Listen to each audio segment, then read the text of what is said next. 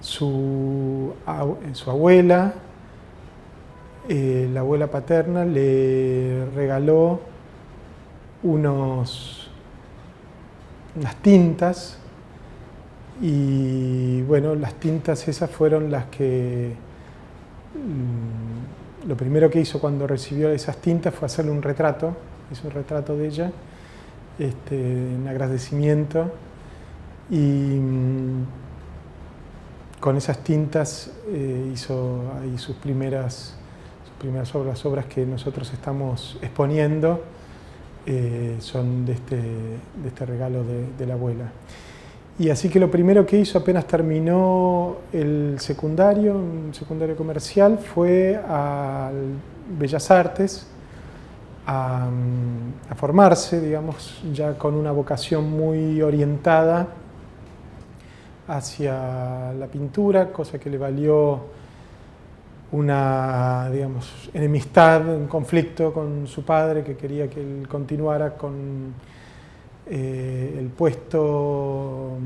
y el emprendimiento, digamos, que ya había sido originalmente un puesto de frutas en el Abasto,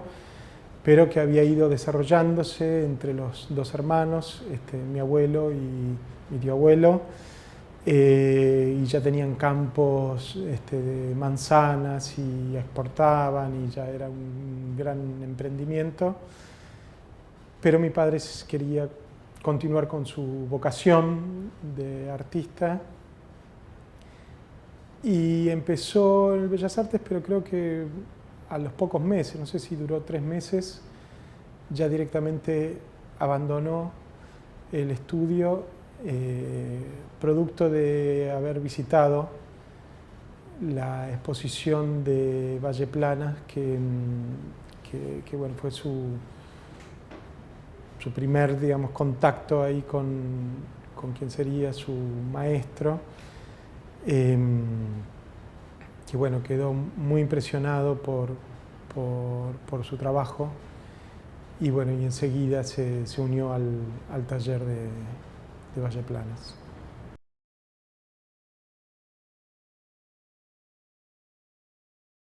Bueno, lo que comentaba papá es que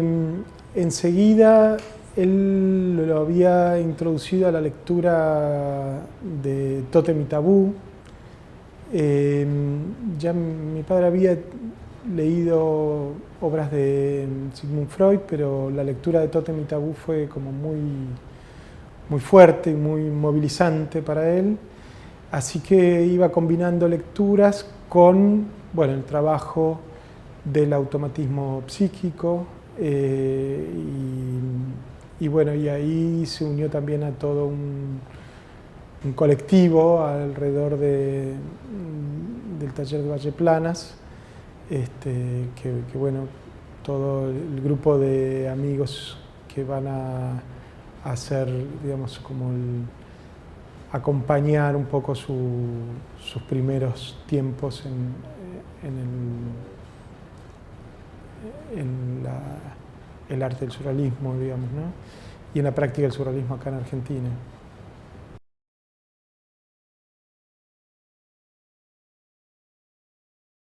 Bueno,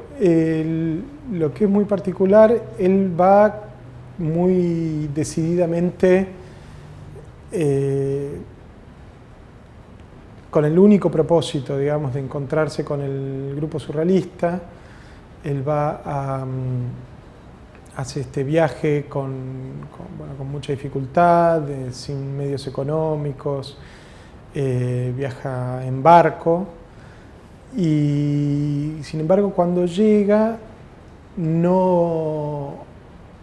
él sentía que no tenía que ir a encontrarse con el grupo surrealista como de una manera lineal, ir a tocarle, digamos, la puerta a Breton, y está ahí en París. Llevaba una encomienda para Sara Sluger, que después sería una amiga de toda la vida, que llega a un bar y en ese bar, bueno, está conversando con ella en español, escucha una conversación en español, que había un grupo que muy efusivo, que hablaba a grandes voces, y simplemente le llama la atención que estaban hablando en español, pero no hace, digamos, no le presta demasiada atención. Y lo que sucede es que cuando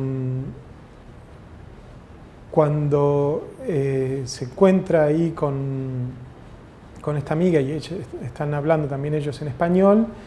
evidentemente se dan cuenta, los identifican, y cuando termina esta conversación se acerca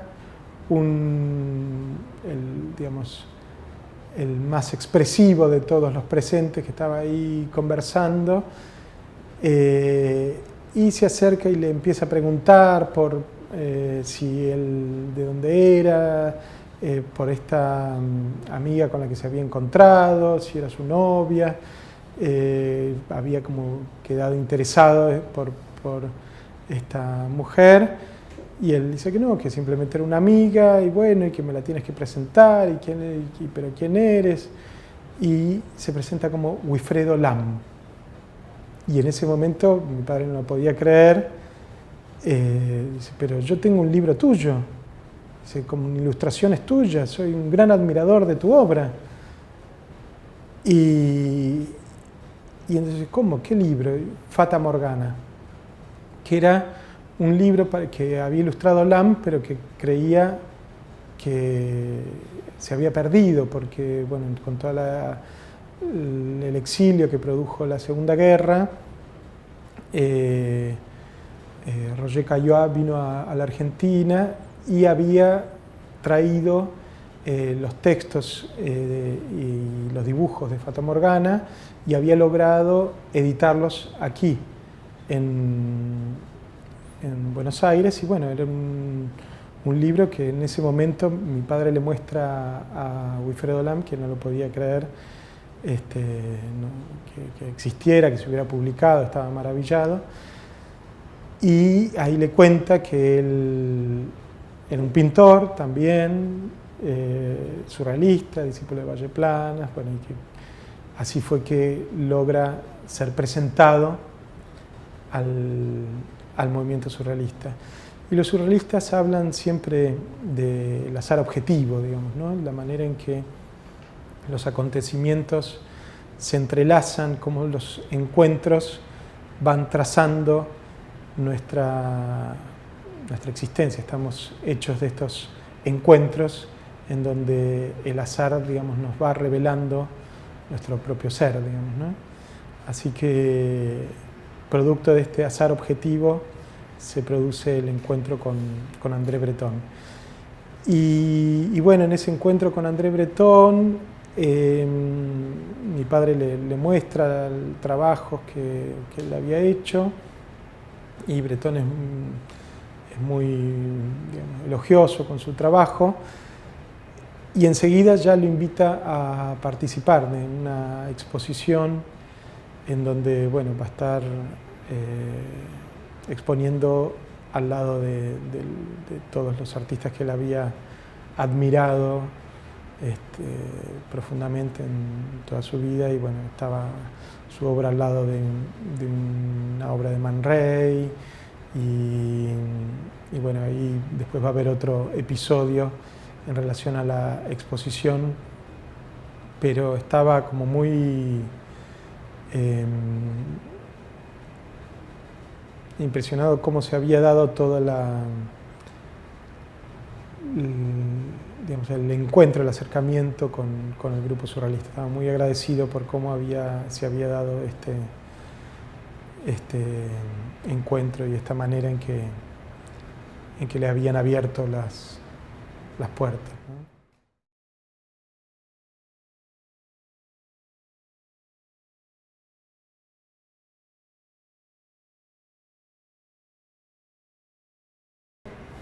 Él siempre fue muy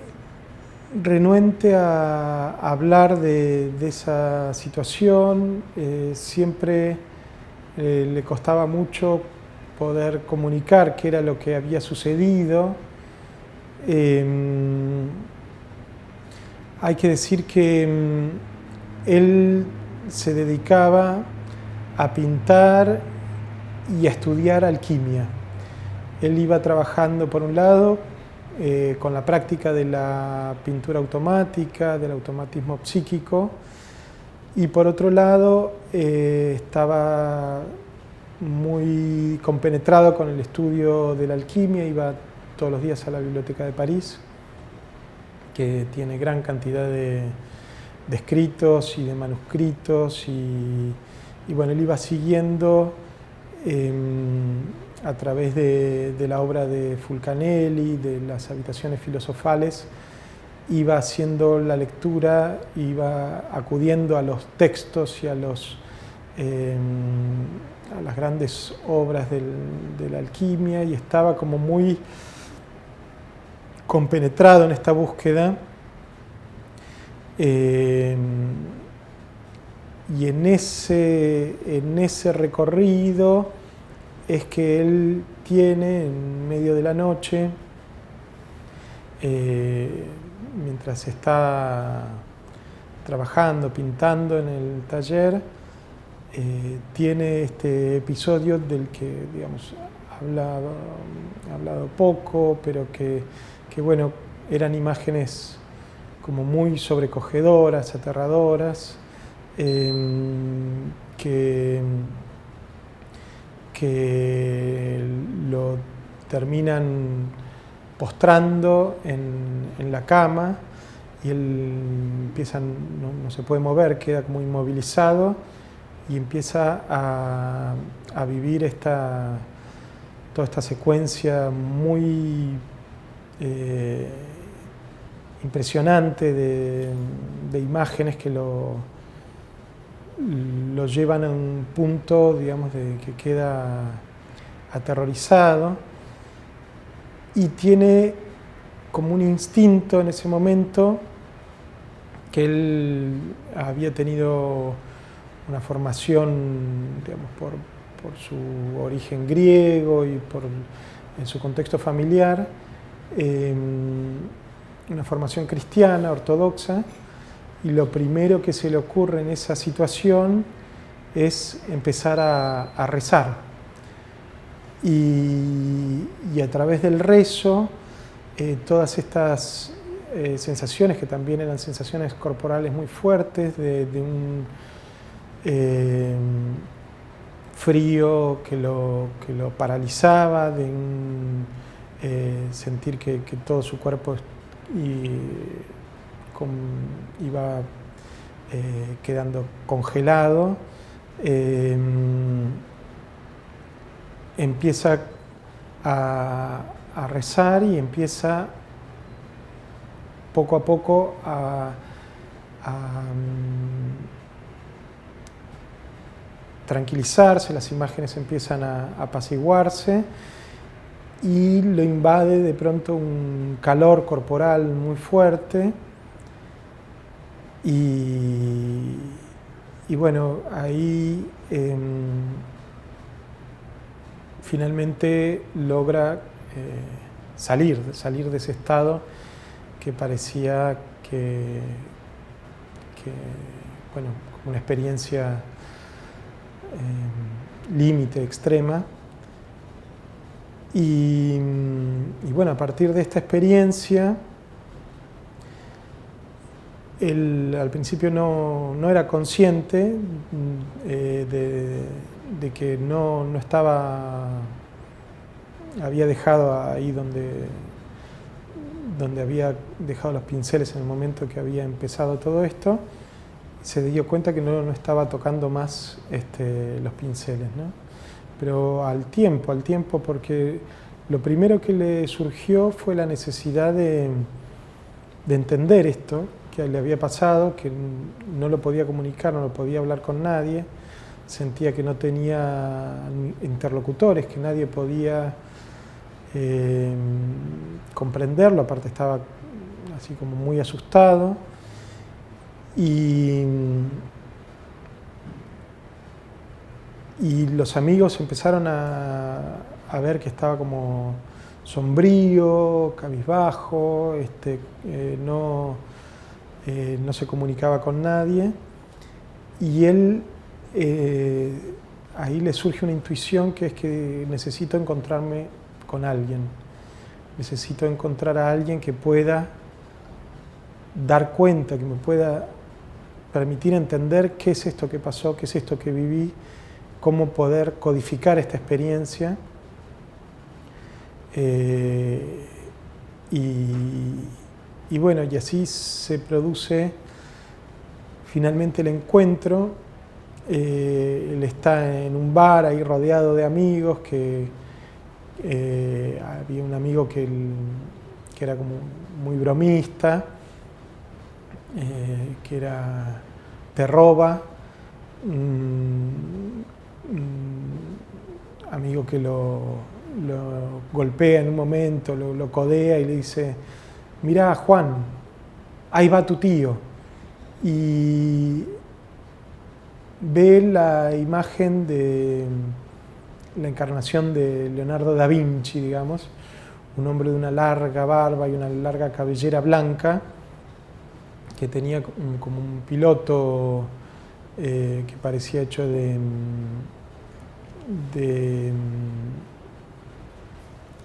con un impermeable de residuos, digamos, ¿no? Una bolsa de residuos,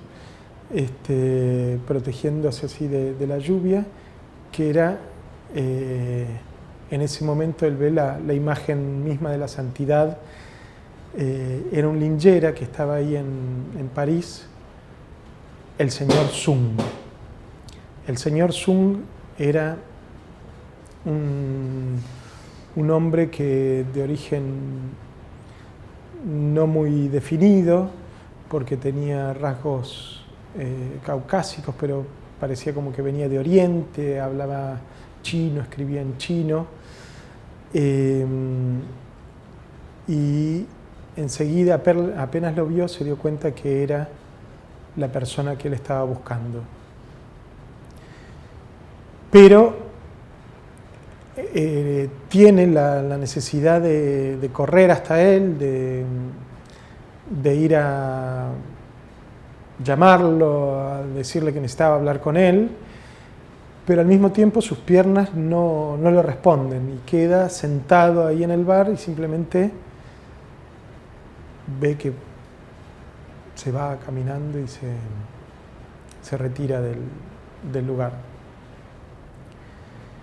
Y bueno, él al tiempo estaba trabajando en el taller de Cassandre como diseñador, y está esperando el ómnibus para ir a trabajar, y él tenía la costumbre de tomarse un café esperando la llegada del colectivo, y él podía ver a través de la vidriera la llegada del colectivo, y en un momento se da cuenta que está ahí en el bar el señor Sung, que entra al bar, entra a pedir, al hombre del café le entra a pedir algo para comer, y nuevamente tiene el impulso de ir a hablar con él, pero al mismo tiempo se da cuenta que no es el momento, que en realidad él tiene que ir a trabajar, que tampoco es el momento de hablar con él. Entonces, nada, dice, bueno, ya llegará el momento, y está terminando su café y le tocan el hombro, y el señor Sung estaba golpeándole al hombro. Entonces, cuando se se sorprende y gira para verlo, ahí el señor Sun le pregunta, ¿me está buscando? Y mi padre le responde, no. Y ahí se va y cumple con su tarea. Y finalmente llegó el momento en que se encuentra con el señor Sun, pero el señor Sun le dice que él se está yendo a la montaña. Él vivía 6 meses en la montaña, en los Alpes, en medio de la naturaleza, ahí, digamos, rodeado de todos los animales de la montaña, y 6 meses en París. Iba a París en el invierno, digamos, vivía en la ciudad. Pero era un linchera muy particular porque, bueno, también era piloto de aviones, tenía amigos que tenían muchos recursos y tenían jeite por los aviones, y entonces lo ayudaban a volar, a pilotear, y tenía, bueno, amistades como la de Gurdjieff, que era también otro gran referente espiritual de la época. Y bueno, el señor Sun lo que le dice es que él se tiene que ir y que lo va a ver, le da una cita así en tantos meses, en Marsella, en la plaza tal, le da una cita para finalmente, digamos, que sea el momento en que se van a encontrar con él. Y bueno, mi padre acude a la cita, en el medio hay toda una situación de lo más desopilante porque él está viajando y tiene que hacer el viaje a la Costa Azul, hace una parada, en esa parada él pierde el colectivo, después para poder recuperar el viaje hace dedo, termina tomándose otros colectivos, bueno, toda una serie de dificultades que termina llegando a esa cita que él iba con muchísima anticipación, termina llegando tarde, una media hora tarde, y empieza a correr por la plaza desesperado buscándolo al señor Sun, no lo ve por ningún lado,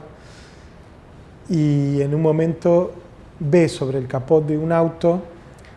un paquete de libros envuelto en papel amarillo, que era el paquete de libros que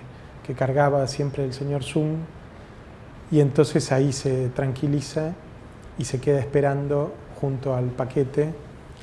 hasta que finalmente, luego de un tiempo, aparece el señor Sun y le dice: llega tarde, joven. Y bueno, y ahí empieza la vida junto al señor Sun, que va a vivir también en la calle, digamos, con él, digamos, a la belle étoile, como se dice en francés, cubriéndose con el manto de estrellas para dormir. Y bueno, entonces tiene oportunidad finalmente de plantearle al señor Sun esto que le había sucedido, y ahí el señor Sun, luego de escucharlo atentamente, le explica que él, como en todos los relatos, digamos, de las mitologías, de las diversas mitologías, siempre en el relato del héroe, antes de arribar, de encontrarse al tesoro, tiene que vencer al dragón. Y el dragón es el custodio del tesoro. Entonces, para vencer al dragón, siempre los relatos muestran como el dragón y el tesoro como dos cosas separadas, pero el señor Zung lo que le explica que en realidad el mismo tesoro, para aquel que no está preparado, adquiere las características del dragón, y que esas mismas joyas se convierten en el fuego, digamos, los rubíes son el fuego del dragón, el oro, sus ojos brillantes. El mismo tesoro adquiere la apariencia del dragón. Y entonces que eso que él buscaba a través de la práctica del automatismo, de la pintura, del estudio de la alquimia, había logrado como llegar a los albores, digamos, de ese tesoro, pero no estaba preparado para recibirlo.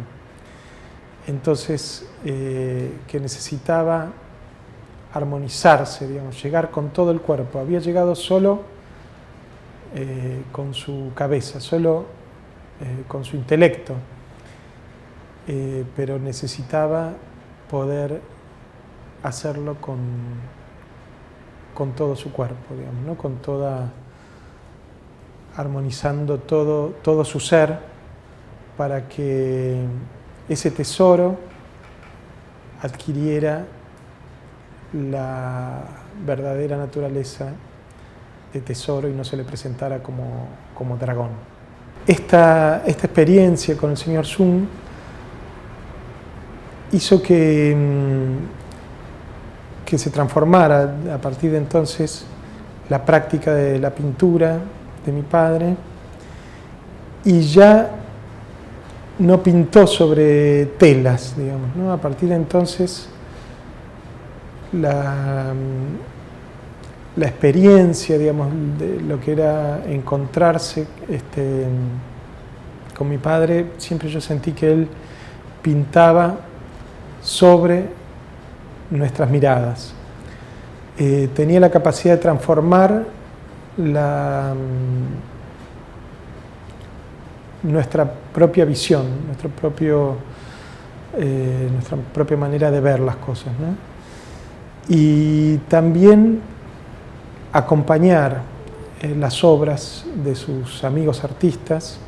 Se involucraba a tal punto que acompañaba sus procesos creativos, se quedaba con ellos durmiendo en sus talleres, acompañándolos en cada momento en las exposiciones, acompañando las obras de los artistas jóvenes. Su manera de pintar pasó a ser la dimensión del encuentro, ¿no? Él pintaba a través de esta transformación en cada uno que se encontraba con él. Pero no volvió a tomar los pinceles, no volvió a... Muchas veces sentía así como curiosidad por ver qué pasaba, digamos, ¿no? Pero nunca volvió a pintar.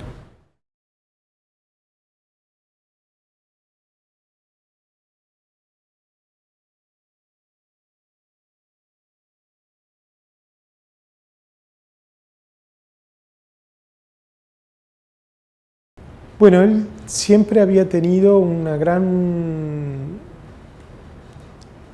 siempre había estado maravillado, digamos, siempre un gran amor por los libros, ¿no? El libro siempre fue para él un objeto muy preciado, muy cautivante y por supuesto que hacer libros era para él algo, digamos, una tarea sublime, ¿no? Daba todo por cada creación, por cada libro que él publicaba. Entonces la idea de una editorial tiene, digamos, mucho arraigo en él. Ya desde chico él armaba libros para los amigos, así como muy caseros, muy artesanales. Y bueno, en cuanto pudo armar una imprenta, por supuesto que su gran sueño fue hacer libros, ¿no? Y entonces en la editorial Insurrexit comenzó a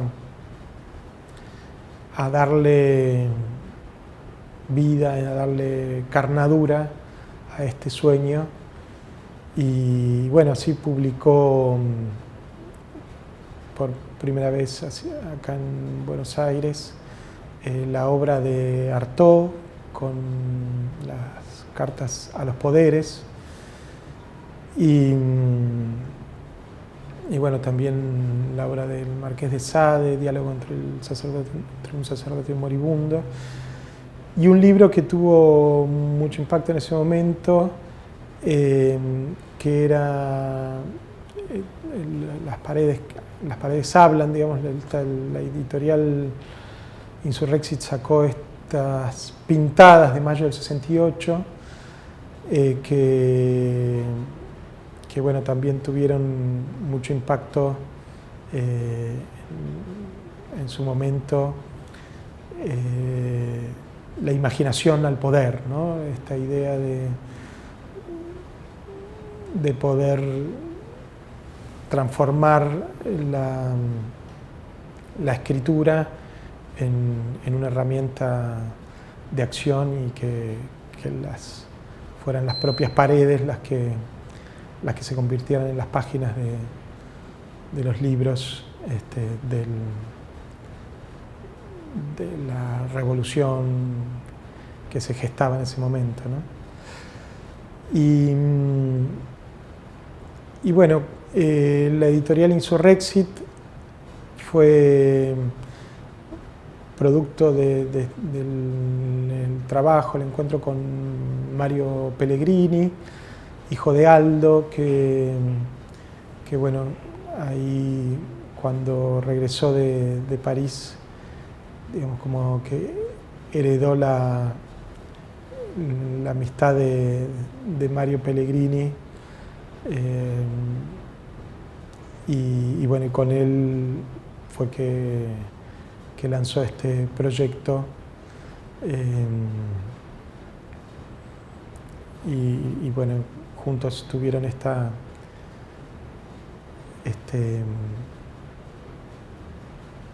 proyecto editorial que bueno, después también derivó en muchas otras obras con la editorial Argonauta,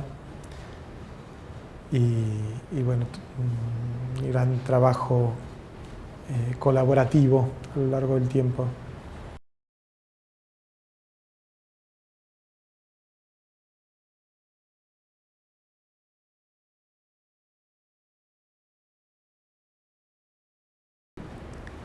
Hay algo que siempre se confunde al surrealismo con algo alocado, desvinculado de cualquier realidad, y es muy interesante ver cómo en la historia del surrealismo la historia política del surrealismo, los panfletos, la digamos, vocación que ha tenido el movimiento surrealista por integrarse a las luchas y a las reivindicaciones de su tiempo, han implicado que hayas un corpus enorme de pronunciamientos, de volantes, de intervenciones, de carácter político. Y entonces esta idea de que el surrealismo es simplemente una cuestión onírica o tiene el contraste con esta realidad, digamos, ¿no? Entonces, mi padre un poco en esa frase lo que expresa es que por un lado está esta dimensión del sueño que ha sido utilizada, digamos, como una herramienta para poder destronar esa vocación eurocentrista, racionalista que Europa siempre ha intentado, digamos, infringir al resto del mundo como siendo los apóstoles de la razón y menospreciando todas las otras formas y expresiones culturales del mundo. Y fue a través del sueño que lograron reivindicar y recuperar todo el legado cultural de todos los pueblos indígenas del globo, entendiendo que la práctica del sueño era una práctica que unía al hombre a su esencia, a su inconsciente y a su realidad más profunda, pero al mismo tiempo el surrealismo supo hacer de esta herramienta una herramienta política que lo permitió situarse en medio de los reclamos y manifestaciones de su tiempo. Entonces, ese pie en el sueño siempre camina con el pie que está en el asfalto, el pie de la realidad dura, de la realidad que tiene estas implicancias políticas y que le ha permitido siempre al surrealismo transitar en el sendero de la lucha por las transformaciones sociales. Entonces, por eso es que Breton unía todo esto en una frase: transformar la vida, decía Rimbaud, transformar el mundo, decía Marx. Estas dos consignas para el surrealismo son una sola.